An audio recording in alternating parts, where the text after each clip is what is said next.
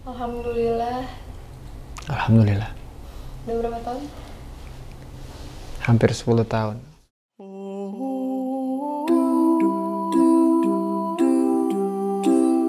Ya Masya Allah, segini sulitnya gitu loh. Kayak Kia tuh ngerasa kok segini sulitnya ya orang punya anak gitu loh. Maksudnya sampai kita nggak sadar ya. Tiba-tiba 9 tahun. Saya terima nikahnya dan kawinnya, Saskia Puntar binti Merek Puntar dengan mas kawin tersebut tunai.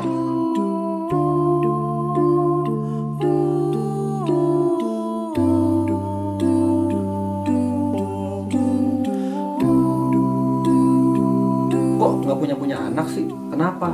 Banyak yang nanya gitu. Banyak. Gue pengen marah, tapi kayak Kalau ada tombolnya ya mau gitu ya. Tapi kan nggak bisa, ini kan semua dikasih sama Allah.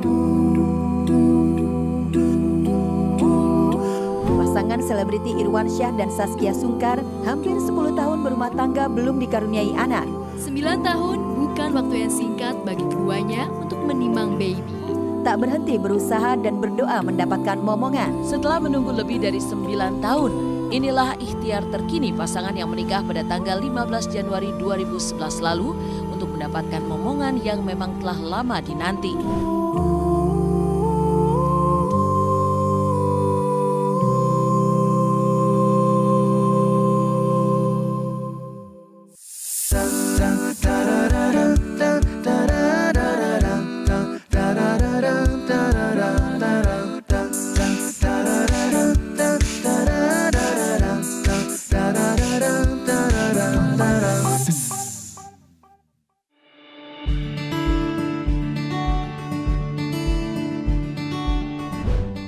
Udah berapa tahun? Hampir 10 tahun. Januari ya? Januari 10 tahun. Iya. Belum dikasih kepercayaan juga. Usahanya harus maksimal banget. Tapi kamu tuh dari nggak suka anak-anak jadi suka anak-anak ya? Nggak, ya maksudnya dulu tuh aku tuh sebenarnya memang ini sih lebih kayak masih suka pacaran kan sama kamu. Masya Allah. Jangan bikin gue ketawa. Iya kan? Pengen pacaran, pengen jalan-jalan dan segala macam. Sampai kita nggak sadar ya. Tiba-tiba 9 tahun pas ngeliat Adam, Hawa, udah gede-gede banget. Kayaknya ini tuh problem semua yang mungkin yang terlalu santai, pas kayak terlalu enjoy sama pasangannya gitu kan. Setahun, 2 tahun, ada mungkin juga tipikal pasangan tuh yang memang prioritinya itu adalah nikah, punya anak. Tapi kalau kita prioritinya adalah nikah buat happy gitu loh.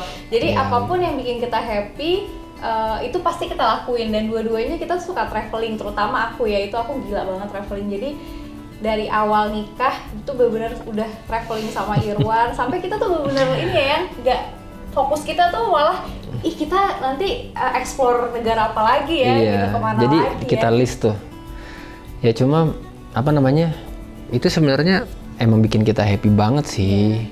Dan jadi tahu gitu kan. Jadi karena kita juga nggak pacaran kan, pacarannya 3 bulan, deket 3 bulan, jadi cuma 6 bulan, habis itu kita langsung nikah.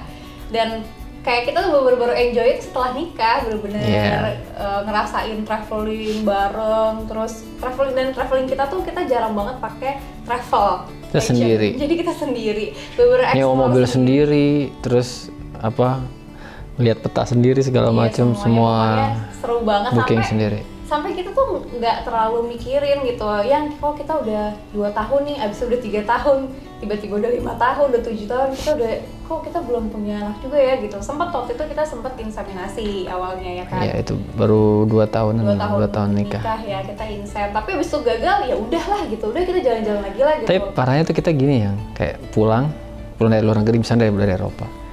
Terus misalkan kita tiba-tiba sebulan berikutnya kita udah beli tiket lagi buat ke Amerika misalkan gitu ya. Terus kita kan janjinya mau program kemarin. Oh ya udah habis pulang dari Amerika. Sayang nih ada tiket promo. Iya, promo.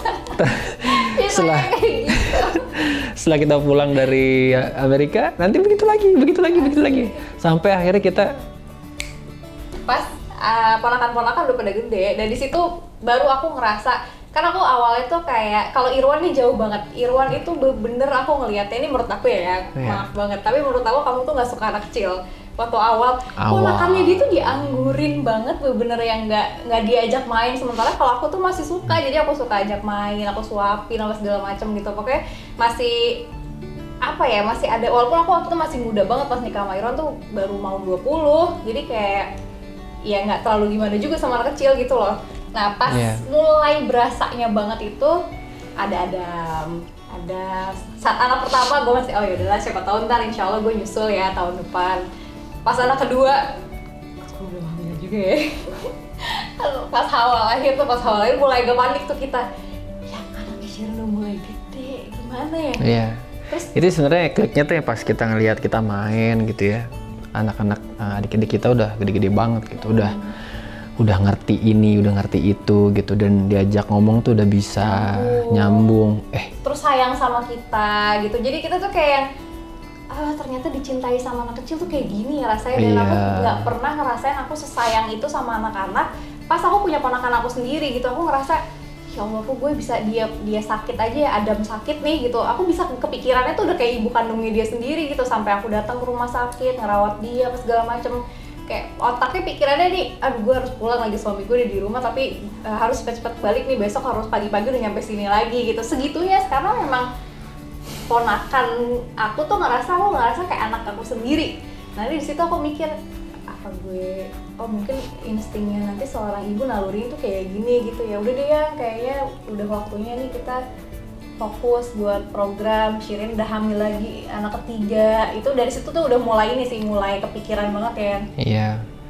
Itu sih sebenarnya yang memang bikin kita ini ya ponakan kita memang. Iya, ponakan. Terus kita lebih lagi emang teman-teman juga sih. Maksudnya kayak contoh ya kayak Gigi, kayak Bella apa sampai itu sih. Suka sedih kalau diundang acara apa gitu, misal ulang tahun anaknya teman kita, nggak ada anak gimana gitu kalau datangnya kan. Terus sementara teman-teman kita semua udah punya anak 1, 2, 3 gitu. Semuanya ada sih, ada beberapa juga yang deket banget sama kita, malah juga mudah-mudahan ya segera disegerakan sama Allah. Tapi ada juga yang memang belum.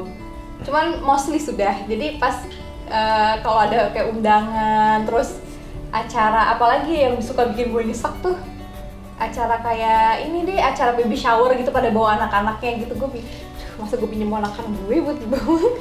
Sampai pernah kayak gitu ya, kayak kita sempet akhirnya gak datang. Kalau ada acara kayak gitu tuh mendingan ya udah deh gak usah datang aja deh. Karena kan acara-acara anak-anak kan ya, mamanya malah cuma gosip-gosip doang gitu ya.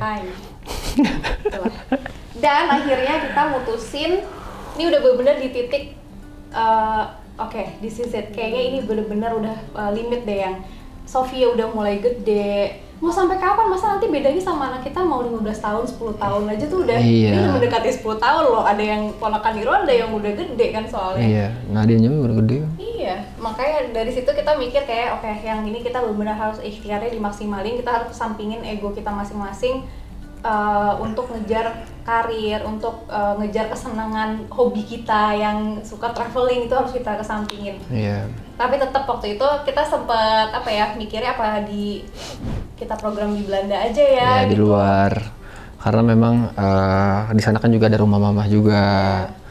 Jadinya maksudnya murah juga, lebih murah. Tapi aku mikirnya gini, kayaknya di luar mungkin lebih bagus ya gitu, harusnya secara teknologi lebih canggih. Tapi lebih ribet. Wah gila, ribetnya parah banget. Jadi kita waktu itu singkat cerita ya, kita sempat ke sana kan, pernah juga ditayangin di The Sungkars Family. Alhamdulillah kita udah nyampe di rumah sakit, mau ketemu dokter buat dokter kandungan. Kita lihat, nggak lihat sih, udah sampai sini aja dulu, kita masuk dulu. Oke, guys. Kita pernah hampir program di sana, sudah datang ke rumah sakitnya, terus udah di administrasi lah gitu, tapi akhirnya wah tanggalnya nih ya qadarullah ya, ini tanggalnya aku nggak masuk nih, tanggal segini aku udah beli tiket pulang, sementara kalau aku balik lagi aku masih nyangkut ada satu kerjaan. Wah dilema banget ya waktu itu, dan dokternya ngomong bahasa Belanda, susternya ngomong bahasa Inggris. Jadi agak-agak antar dulu gimana. Nggak ada yang bahasa Betawi, nggak ada. You wish. Wah ampun deh. Susah nyari. Apapun di sana itu, di rumah sakit sana ya, apapun mau appointment dokter, mau ngambil darah, mau apa, harus by email appointmentnya. which is menurut gue tuh ini ribet banget kok, kita kayaknya mau program dibikin stres gitu. Kadang ya maksud gini, kita udah datang ke rumah sakitnya, ya mbok dilayanin gitu kan, ditulisin gitu melalui komputernya dia segala macem gitu. Ini enggak, ya udah lo email aja. Enggak kan, gue udah di sini gitu kan. Itu tapi lo email. Emang di sini sistemnya begitu. Aduh, itu kayak ribet. Bukan kita banget, kita orang Indonesia biasa apa tuh kayak nyantai gitu kan. Ya lebih servisnya simpel. bagus. Dan ya akhirnya back to home. Home sweet home di Jakarta. Akhirnya kita memberanikan diri untuk datang ke Morula. Akhirnya kita mutusin di Jakarta dan di Rumah Sakit Bunda, insya Allah. Ya hari ini hari pertama, kita hari ini mau cek lab buat ngambil darah sama... Iya, sama nanti ada USG juga.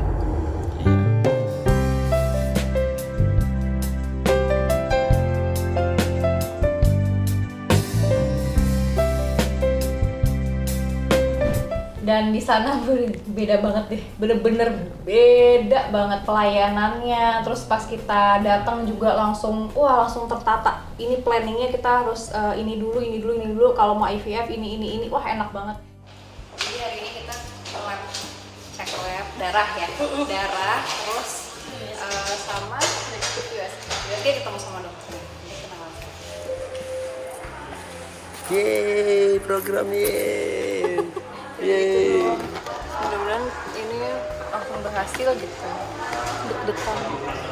Kenapa? Enggak, maksudnya terakhir kan cek di sini tuh masih ada endometriosisnya. Mudah-mudahan sekarang kalau dicek lagi nggak ada. Kalau ada pun nggak aktif gitu. Amin. Gitu sih, akhirnya kita bismillah, terus kita ngobrol lagi di rumah yang ini kayaknya kita udah bener-bener deh harus fokus. Udah nggak ada waktu lagi, insya Allah semakin cepat kita ikhtiar, semakin cepat juga ikhtiar kita dikabulin sama Allah. Wes, langsung kita kukuhkan niat kita kan, cret gitu, udah. Padahal masih ada tiket ya satu lagi. Kita punya tiket pulang pergi lagi sebenarnya. Terus kita udah deh, kita pokoknya udah, batal. Pas langsung deal, oke yang tak corona.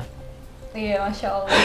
Ya, jadi kita datang dulu tuh ke rumah sakit kan, udah ketemu sama dokternya, udah sampai proses apa ya tapi kita udah konsultasi, udah dicek dulu segala macem, iya. udah semua. Terus tiba-tiba kan nanti mau ada di freeze atau enggak, apalah segala macem gitu kan. Jadi kita udah bener-bener udah ibaratnya tuh jalannya tuh udah 30% gitu, karena memang prosesnya si IVF itu awalnya kan kita harus berapa kali datang ke dokter, abis itu ada disuntik-suntik dulu lagi buat gedein si telurnya itu kan, jadi nanti dikuatin.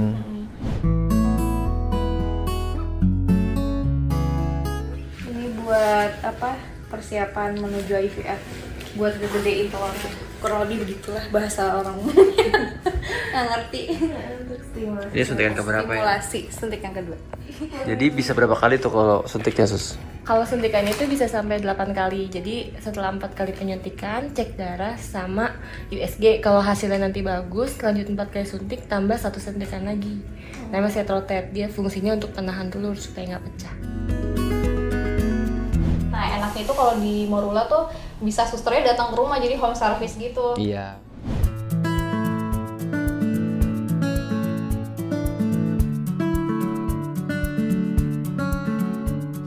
Berapa suntikan hari ini, Mbak? Hari ini 2 suntikan. Ada suntikan baru namanya setrotet.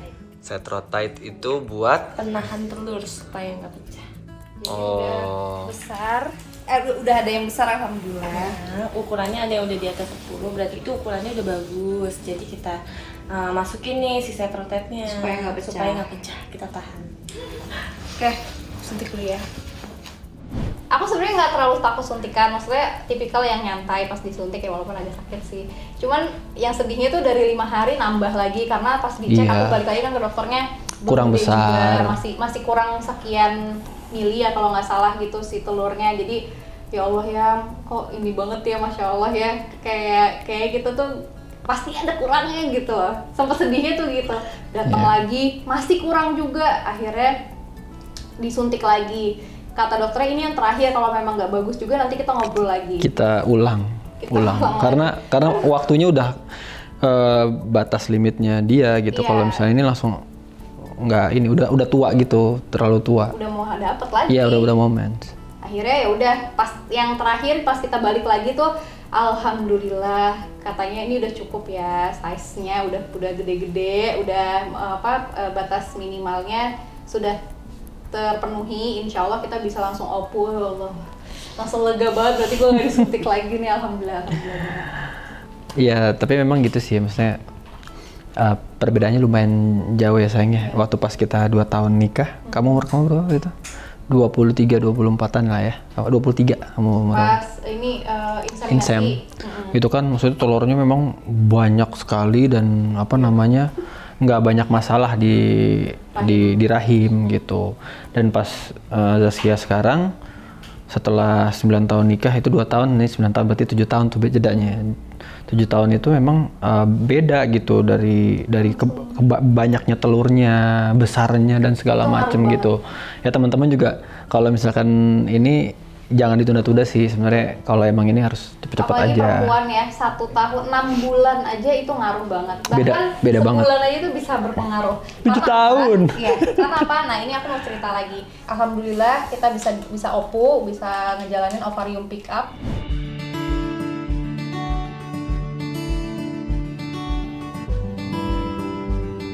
Kita lagi mau opu pengambilan telur ya. Insya Allah nggak nyampe 1 jam. Dibius total. Doain ya teman-teman supaya berhasil, supaya sehat ibunya.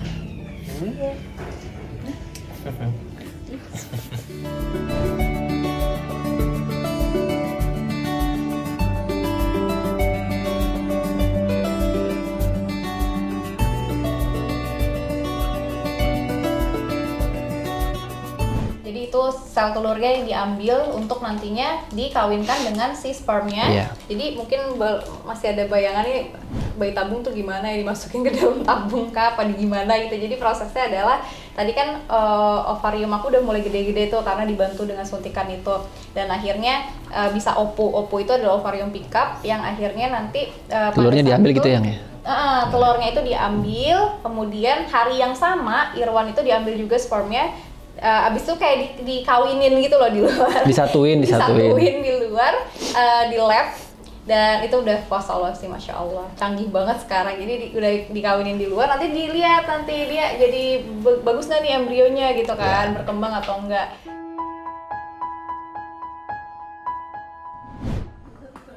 Mama lagi di mana? Lagi di mana? Lagi di rumah sakit, Bunda. Marula ya. Ini siapa? Saya. Kok Hawa udah gede? Lagi ngapain? Dek. Nungguin Kia habis dia opu ya?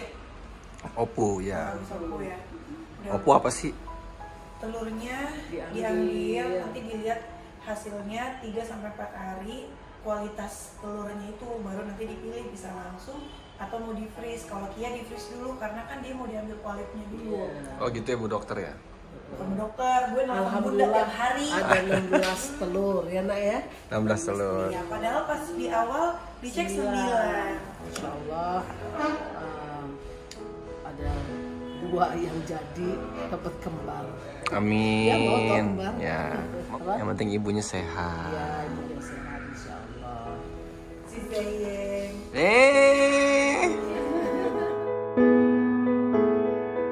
Udah bersyukur banget nih, tapi tetap ada bad newsnya. Aku langsung, aduh apalagi ya Allah. Bad newsnya adalah, Kia kamu ini, saya melihat kamu ada polipnya dari hasil USG transvaginal. Jadi mustahil untuk hamil karena ini panas dia. Panas untuk si embrionya, nggak akan bagus gitu.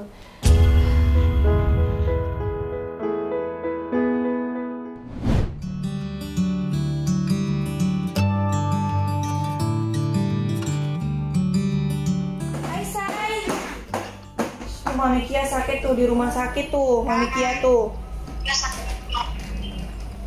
Mami Kia mau dioperasi. Dokternya apa, Wak? Jangan. Jangan. Mami Kia mau dioperasi nak. Kan biar sembuh. Ya udah nggak usah nangis.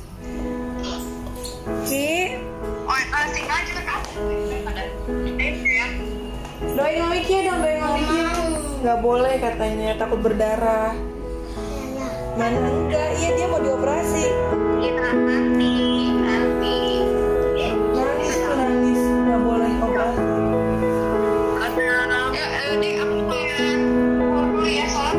Ya udah, Mami Kia, insya Allah lancar ya. Bye bye, Mami Kia. Doain ya. Dokternya baik gak? Ya Allah. Dadah, love you. Dadah. Gak boleh. Bukan. Mami Kia mau operasi sayang. Bukan. Mati lagi kan? Doain. Gak usah nangis. Ini kakak cari Mami Kia ya. Mami Kia biar sembuh sayang. Ini Mami Kia. Abang mau cari Mami Kia. Kenapa Adam takut Mami Kia sakit? Iya. Adam sayang Mami Kia ya. Sayang ya. Sayang banget ya. Ya nanti kalau Mami Kia udah selesai operasi telepon lagi sama Adam ya.